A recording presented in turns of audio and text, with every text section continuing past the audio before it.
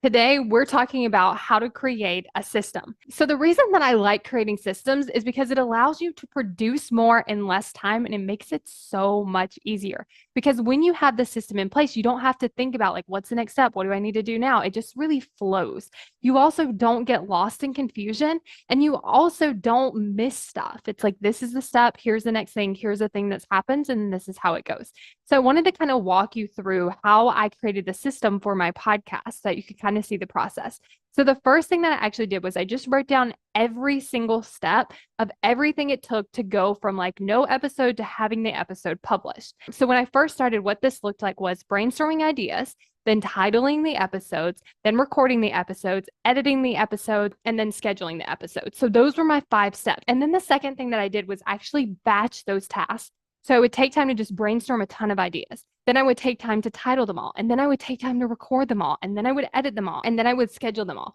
So what this allowed me to do was save time because I wasn't going from like recording to scheduling and editing. I was just sitting down to record and then I stopped and then I would sit down and I would like take a chunk of them and edit them.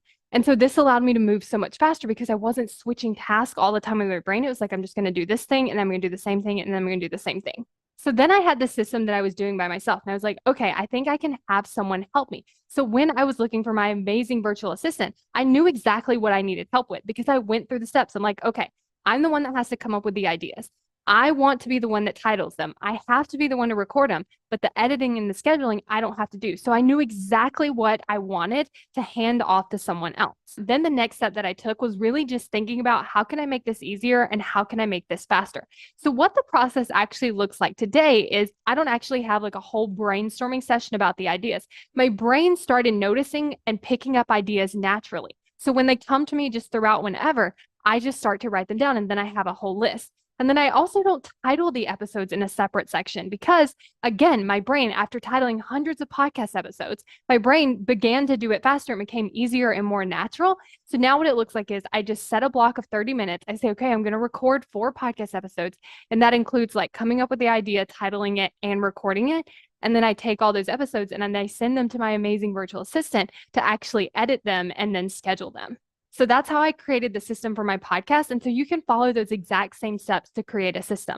First, it's listing out all the steps that you're doing. The second thing is actually batching the steps that make sense to batch. And then the third thing is if you want to get help figuring out the things that like only you can do and the things that someone else can do. And then the last thing is actually just asking yourself, how do I make this easier? How do I make this faster? And start refining those pieces as you go. Have you ever wondered why certain tools aren't working for you? Like writing a to-do list or scheduling things on your calendar or coming up with like your top 3 things you need to get done.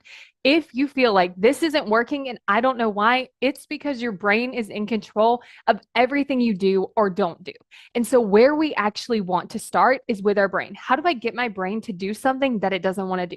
How do I get my brain to do something that it's actually avoiding?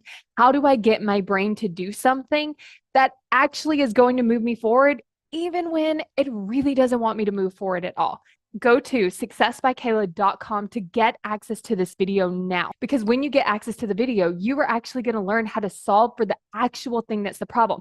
It's not the way that you scheduled your calendar. It's not the amount of things on your to-do list. It's not that you didn't prioritize right. It's that your brain is working against you. And if you want to work with your brain so that it's so much easier, go to successbykayla.com to get instant access to the video now.